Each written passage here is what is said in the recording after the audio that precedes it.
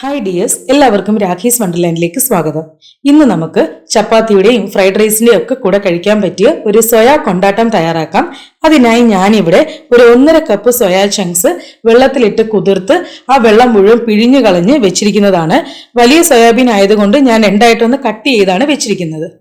ഇനി നമുക്ക് ഈ സോയാ ചങ്ക്സ് ഒന്ന് ഫ്രൈ ചെയ്തെടുക്കണം. അതിനായിട്ട് കുറച്ച് ഐറ്റംസ് നമുക്കൊന്ന് മിക്സ് ചെയ്യാനുണ്ട്. ഒരു പാത്രത്തിലേക്ക് കുറച്ച് ജിഞ്ചർ ഗാർലിക് പേസ്റ്റ് നമുക്ക് ഒഴിച്ചു കൊടുക്കാം. ഏകദേശം ഒരു 1.5 ടീസ്പൂണോളം ഉണ്ട്. ഇതിലേക്ക് ഒരു 1/4 ടീസ്പൂൺ മഞ്ഞൾപ്പൊടി ഇട്ട് കൊടുക്കാം. 1/2 മുതൽ 3/4 ടീസ്പൂൺ വരെയുള്ള മുളക് പൊടി ഇട്ട് കൊടുക്കാം. ആവശ്യത്തിന് ഉപ്പ് ഇട്ട് കൊടുക്കാം.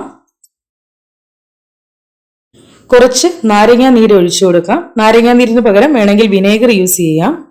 ഇനി ഇതിലേക്ക് നമുക്ക് എടുത്തു വെച്ചിരിക്കുന്ന സോയാ ചങ്ക്സോട് ഇട്ട് കൊടുത്ത് കൈ കൊണ്ട് നന്നായിട്ട് അങ്ങ് മിക്സ് ചെയ്ത് കൊടുക്കാം. കൈ കൊണ്ട് തന്നെ മിക്സ് ചെയ്യണം, എങ്കിൽ മാത്രമേ ഈ സോയാ ചങ്ക്സിന്റെ എല്ലാ ഭാഗത്തും നമ്മൾ ഈ ചേർത്ത് കൊടുത്ത മസാലപ്പൊടികളൊക്കെ എത്തുകയുള്ളൂ. ഇത് ഇനി ഒരു 20 മിനിറ്റ് നമുക്ക് ഇങ്ങനെ മാരിനേറ്റ് ചെയ്ത് വെക്കണം. ഒന്നില്ലെങ്കിൽ ഫ്രിഡ്ജിൽ വെക്കാം, അല്ലെങ്കിൽ പുറത്ത് വെക്കാം. അതിനുശേഷം കുറച്ച് സൺഫ്ലവർ ഓയിലിൽ ഇത് നന്നായിട്ട് അങ്ങ് ഫ്രൈ ചെയ്തെടുക്കണം.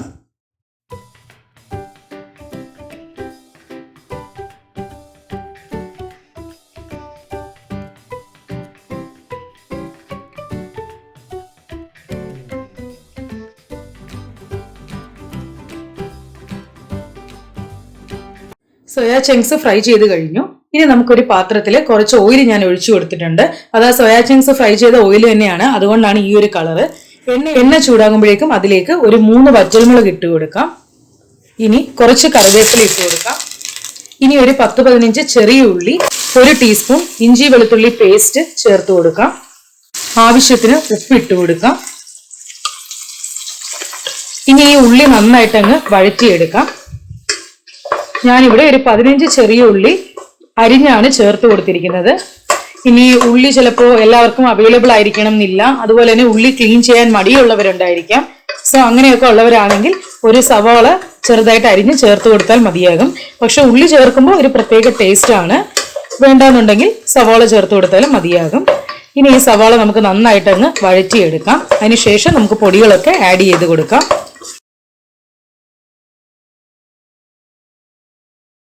ഇനി ഇതിലേക്ക് ഒരു 3 പച്ചമുളക് അരിഞ്ഞതും ഇട്ട് കൊടുക്കാം. പച്ചമുളകിന്റെ എണ്ണമൊക്കെ നിങ്ങളുടെ എരിവിനനുസരിച്ച് മാറ്റം വരുത്തിക്കണം.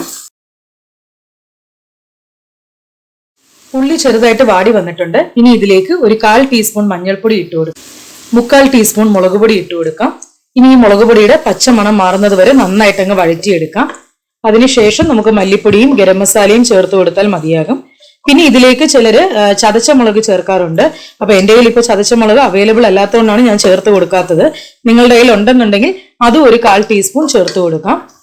പിന്നെ ഞാൻ പറഞ്ഞല്ലോ, എരിവൊക്കെ നിങ്ങളുടെ ഇഷ്ടത്തിനനുസരിച്ച് മാറ്റം വരുത്തണം. കുട്ടികൾക്കൊക്കെ കൊടുക്കുകയാണെങ്കിൽ ഇത്ര സ്പൈസി ആക്കണ്ട, കാരണം മുളക് പൊടിയുണ്ട്, അതുപോലെ തന്നെ പച്ചമുളകുണ്ട്, വറ്റൽമുളകുണ്ട്. കുട്ടികളൊന്നും കഴിക്കണം എന്നില്ല. പിന്നെ നമ്മുടെ ഇഞ്ചിയുടെയും വെളുത്തുള്ളിയുടെയും ആ ഒരു ചെറിയ എരിവുണ്ട്. അപ്പൊ കുട്ടികൾക്കൊക്കെ കൊടുക്കുകയാണെങ്കിൽ സ്പൈസ് ലെവൽ അഡ്ജസ്റ്റ് ചെയ്യാൻ മറക്കരുത്. ഇനി ഒരു 1/4 ടീസ്പൂൺ ഗരം മസാല ഇട്ട് കൊടുക്കാം. 1/2 ടീസ്പൂൺ മല്ലിപ്പൊടിയും ഇട്ട് കൊടുക്കാം. ഇനി ഞാൻ ഇതിലേക്ക് ടൊമാറ്റോ സോസ് ആണ് ഒഴിച്ചു കൊടുക്കുന്നത്. ഏകദേശം ഒരു 2 മുതൽ 3 ടേബിൾ സ്പൂൺ വരെ ആഡ് ചെയ്തിട്ടുണ്ട്. നമുക്ക് നോക്കാം, വേണമെങ്കിൽ കുറച്ചുകൂടെ ആഡ് ചെയ്ത് കൊടുക്കാം. ഇനി നമുക്കിതിലേക്ക് കുറച്ച് വെള്ളം അങ്ങ് ഒഴിച്ചു കൊടുക്കാം. ഏകദേശം ഒരു 1/4 കപ്പ് വെള്ളമാണ് ഒഴിച്ചു കൊടുത്തിരിക്കുന്നത്. ഇനി ഈ വെള്ളം നന്നായിട്ടങ്ങ് തിളച്ച് വരട്ടെ. ഇത് നന്നായിട്ട് തിളച്ച് ചെറുതായിട്ടൊന്ന് വറ്റിയ ശേഷമാണ് നമ്മൾ ഫ്രൈ ചെയ്ത് വെച്ചിരിക്കുന്ന സോയാ ചങ്ക്സ് ഇട്ട് കൊടുക്കുന്നത്. ഒഴിച്ചു കൊടുത്ത വെള്ളം നന്നായിട്ട് വറ്റിയിട്ടുണ്ട്, കറി നന്നായിട്ട് തിളച്ചിട്ടുണ്ട്. ഇനി ഇതിലേക്ക് ഫ്രൈ ചെയ്ത് വെച്ചിരിക്കുന്ന സോയാ ചങ്ക്സ് ഇട്ട് കൊടുക്കാം. ഇനി നന്നായിട്ട് അങ്ങ് മിക്സ് ചെയ്യാം. ഈ ഫ്രൈ ചെയ്ത് വെച്ചിരിക്കുന്ന സോയാ ചങ്ക്സിൽ ഈ മസാലയൊക്കെ നന്നായിട്ട് അങ്ങ് പിടിക്കണം. ഇനി അവസാനമായിട്ട് നമുക്ക് ഇതിലേക്ക് കുറച്ച് ഫ്രഷ് കറിവേപ്പില ഇട്ട് കൊടുക്കാം. അതുപോലെ തന്നെ കുറച്ച് നല്ലെണ്ണ ഒന്ന് ഒഴിച്ചു കൊടുക്കാം. ഓപ്ഷനിലാണ്, വേണ്ടാന്നുണ്ടെങ്കിൽ ഒഴിവാക്കാം. അപ്പൊ നമ്മുടെ സിമ്പിൾ ആയിട്ടുള്ള സോയാ കൊണ്ടാട്ടം ഇതാ റെഡി ആയിട്ടുണ്ട്. ഇത് നിങ്ങൾക്ക് കോളിഫ്ലവറിലും ചെയ്യാം. സോയാ ചങ്ക്സിന് പകരം കോളിഫ്ലവർ ചെയ്താൽ മതിയാകും. ഇതേ സെയിം പ്രോസസ് ആണ്. ഇത് ചപ്പാത്തിയുടെ കൂടെ അടിപൊളി കോമ്പിനേഷൻ ആണ്. ചപ്പാത്തിയുടെ കൂടെ മാത്രമല്ല, ഫ്രൈഡ് റൈസിന്റെ കൂടെയും ബട്ടർ റൈസിന്റെ കൂടെയും പിന്നെ ഗീ റൈസിന്റെ കൂടെയൊക്കെ അടിപൊളി കോമ്പിനേഷൻ ആണ്. എല്ലാവരും ഒന്ന് ട്രൈ ചെയ്ത് നോക്കുക.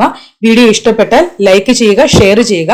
കൂടാതെ നമ്മുടെ ചാനൽ ആരെങ്കിലും സബ്സ്ക്രൈബ് ചെയ്യാതെയാണ് കാണുന്നതെങ്കിൽ പ്ലീസ് ചാനൽ ഒന്ന് സബ്സ്ക്രൈബ് ചെയ്യുക, എന്നെ ഒന്ന് സപ്പോർട്ട് ചെയ്യുക. അടുത്തൊരു റെസിപ്പി ആയിട്ട് കാണുന്നത് വരെ ബൈ.